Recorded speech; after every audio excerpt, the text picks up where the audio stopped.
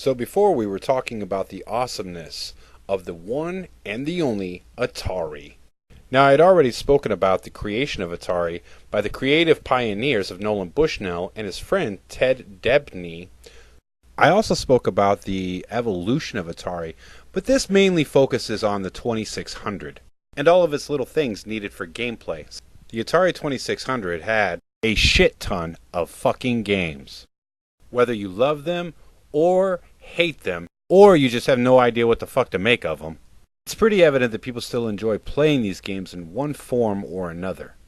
There's even a growing fan base for homebrew games based off of modern titles, and a lot of these games, needless to say, are actually pretty damn fun. So without any further ramblings on my behalf, let's play some freaking Atari! So our first game is Combat. Let's check it out.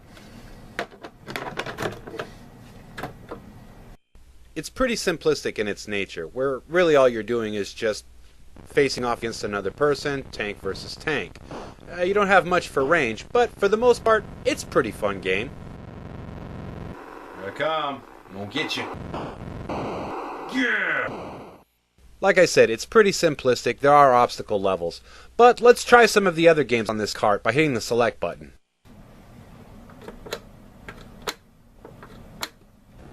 Ooh, an aerial dogfight battle. Now these are actually pretty fun. When the game starts you off, you'll kind of be on a hold screen, so you've got to start the game by hitting the reset button. Now once you find a level you like, you just grab a friend and you proceed to start whooping their ass. Now Combat claims that there are 5 different total games on here, but they're all pretty much a variation of the same thing. So other than that, I think it's probably best that we just move on. This, by the way, was released with the Atari. Next on the list is Star Raiders. I mean, look at that. Look at that cover art. This has got to be awesome. Let's pop that bad boy in, and here we go.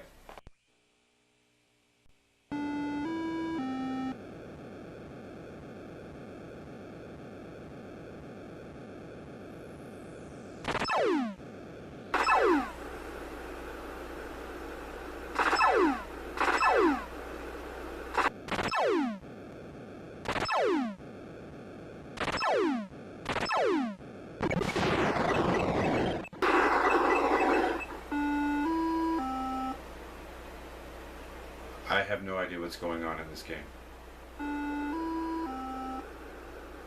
Well, that was some weird ass shit, so let's just go ahead and try Skydiver and see if it fares any better. Your whole objective in this game is to land the appropriate colored parachuter on the appropriate colored line and you score points. The only thing that I wonder is what happens if you mess up and you don't land right?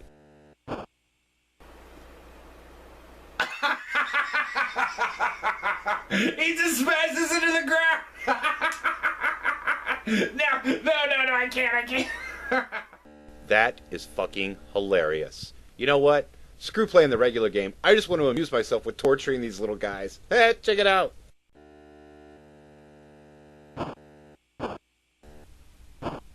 I don't know about you guys, but that was pretty damn fun and pretty damn satisfying. Oh, I'm a sick fuck. Now we've got a staple in the classic arcade, Missile Command. Oh yeah, this shit's getting awesome now.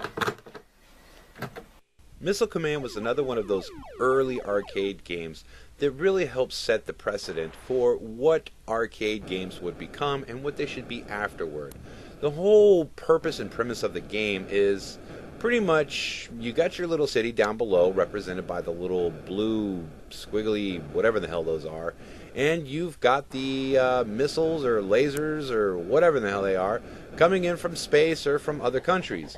You have to send up your defense network to pretty much blow those bastards out of the sky. Otherwise, they will destroy your cities. Now, I do have occasions where my character or my dot or whatever it is that I'm controlling on the Atari doesn't respond quite as well or as quickly as I would like it to. Now, that's got nothing to do with the Atari. That's got everything to do with my controllers.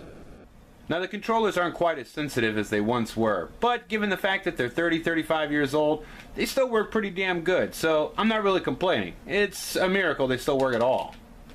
So the overall bottom line is Missile Command is a classic. and I would highly recommend you give it a chance. So the next time you're at a store, or you're at a garage sale, or wherever you might happen to find it, I would highly, highly recommend you give this game a pickup and a try.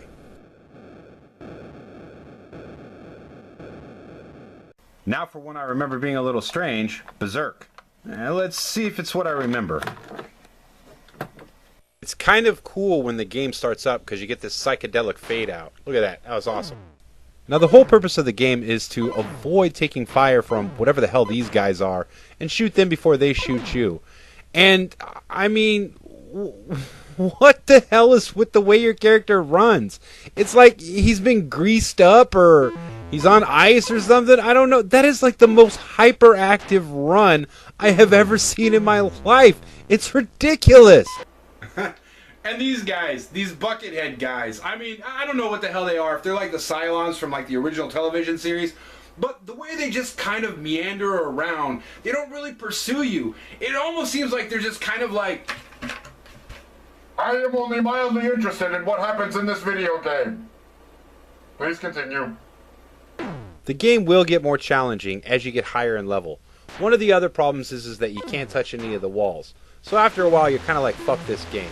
But for the most part, I will say it's pretty fun. I know I'm pretty conflicted, but let's go ahead and move on. And now for the next game, one that many of you out there might actually remember, and it's a little weird. Yar's Revenge. I mean, who the fuck is Yar? I don't know. So we start with the Atari logo, and great, I'm already losing at the game 0-4, and I haven't even started playing it yet. So I don't know who Yar is, if it's the little Firefly thing or the Darth Vader looking prototype, but the premise is you shoot down the shields, you occasionally avoid his little whirlwind attack here, and once you get the shields down, you shoot your little line or dot and destroy it. Rinse and repeat. I don't really see what the appeal of the game was, but nonetheless, it was a classic. So if you find it, check it out. You might enjoy it. Now we've got Space Attack. Kind of a funky shape. Oh well, let's check it out. What the fuck? Is somebody on life support in the background? No, I mean, from what I gathered, you're supposed to... You know what? I have no idea what you're supposed to do. This sucks. Let's move on. And now for one of the games that actually took the arcades by storm. This game was everywhere, and it was fucking awesome. It is Asteroids. Oh yeah, shit just got super sexy now. Look at that. Look at that. They even tell you right there. See that? That's code for sexy. Let's pop it in. This game was pretty much a staple of the early arcades. I mean, how much simpler of a concept did you really need? Other than the fact that you're in a spaceship and you're shooting asteroids. And maybe every once in a while, the occasional alien spaceship that might wander around. There's one now. Let's kill it. Haha, I got it. Now, granted, this was not an exact copy of the arcade port. But I will have to say that for what it was, and given the fact that it was on the Atari, at the time, this was pretty damn impressive. So, if you can, I would highly recommend that you actually pick yourself up a copy of Asteroids. You are guaranteed plenty of hours of fun. And now I have a special treat for you guys. A game that actually set the precedent for arcades. Motherfucking Pac-Man. Oh yeah. Now this is a beast.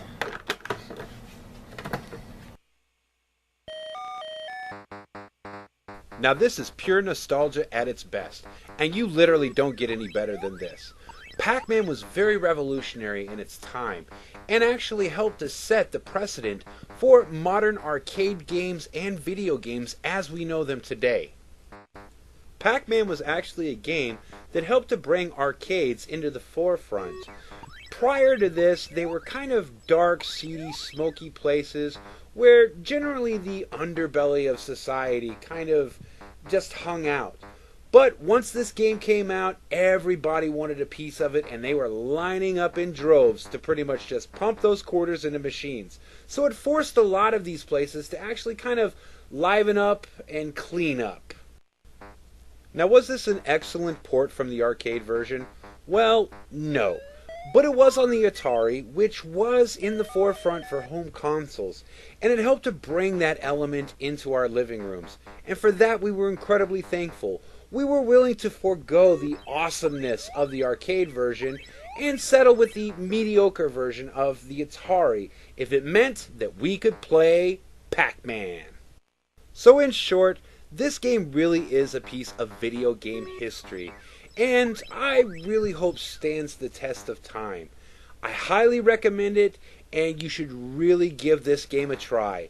So, next time you're at a store or something and you see a copy of Pac-Man, you would be a fool to let it pass you by.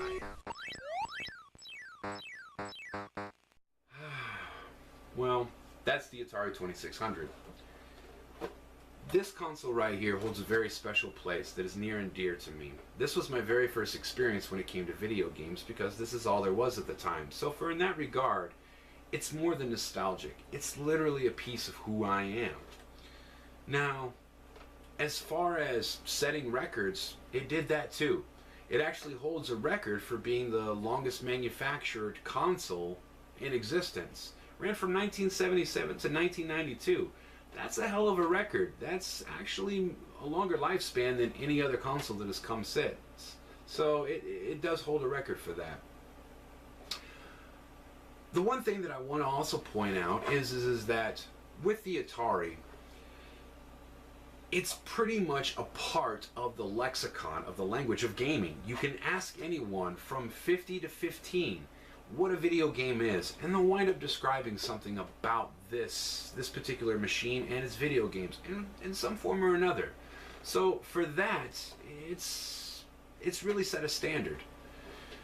Now, the one thing that I hope, no, I actually pray, is that future generations will find an appreciation for this machine and really learn to love it and respect it for what it really is, and that's a piece of history.